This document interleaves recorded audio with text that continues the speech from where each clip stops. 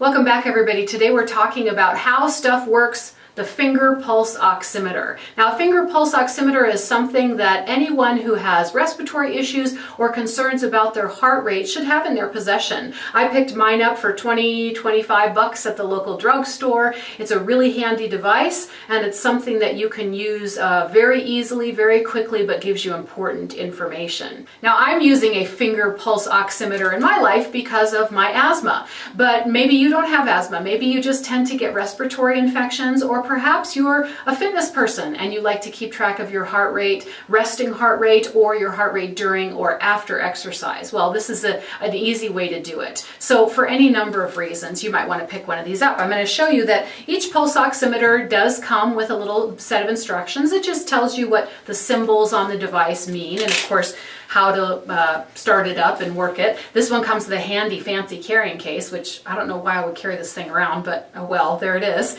And it's very easy to use. This is the same guy you would have used on you when you go to the hospital or at the doctor's office, and they just put your finger in that little mouth device. This is that same guy. This one doesn't have a cord like the ones in your doctor's office because it just uses batteries. I had to open the little lid there and show you the two AAAs that this model uses. Now, as far as the way it functions, it's really easy. On the front or the reading side, it has the little symbol of on, just like computers have, and then it has the little lights that come on. I'm just going to put my finger in here.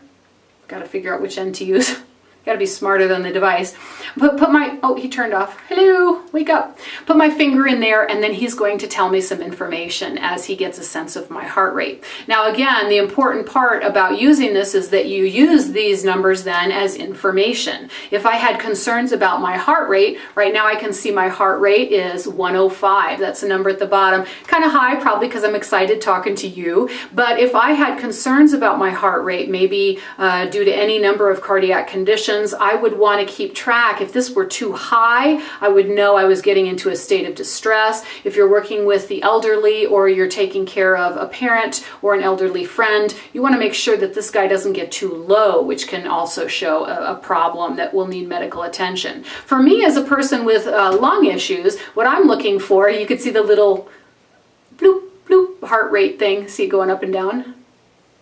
There's my heart rate. But the top number is showing me the amount of oxygen in my blood. For me, this is the important number. 97 is an awesome number for me. I'm really healthy right now. But if it were down toward 88, 87, 85, I'm getting into a caution state. If you want to know more about how to assess if you're in a caution state with respiratory issues, check out my series on asthma A to Z, especially peak flow meters that tell you when your oxygen level is becoming a problem.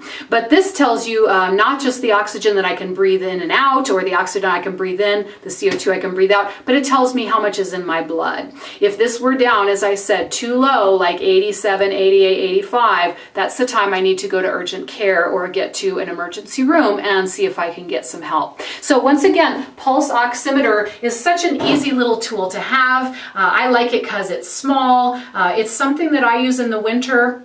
Maybe you use it for your heart rate at any time of year, but I check on my oxygen level when I know I'm having a respiratory infection, and I want to make sure that how I'm feeling is normal, or if it's a really critical level, I can measure the oxygen on this and I can know decisively, yes, I need to get some medical attention, or no, I'm just in a cautionary state. Maybe my oxygen is 90, 92, then I'm just kind of in a cautionary state. Everybody's oxygen issues are going to be slightly different, so you're going to want to talk to your pulmonologist, your lung specialist about your numbers, and of course your heart rate numbers. Talk to your cardiologist. Thanks for joining me for another How Stuff Works. Check out my other How Stuff Works or Asthma A to Z videos on my channel. Please subscribe to my channel, share with a friend, and I'll look forward to seeing you next time.